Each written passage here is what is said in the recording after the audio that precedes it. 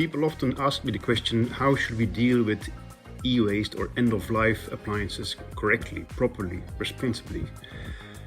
And the answer I give them is to say that in my city of Lier, and I think that's the best practice, in my city of Lier, close to Antwerp in Flanders, Belgium, once a month there are two gentlemen that take back any type of end-of-use appliances, end-of-life products, chemicals also, batteries, paint, varnishes, lamps, and once a month. And this initiative coincides with the market where people buy their groceries.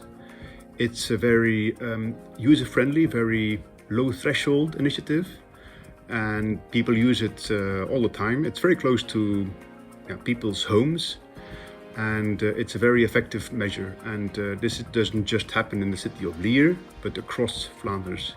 And in my opinion, that's the best practice.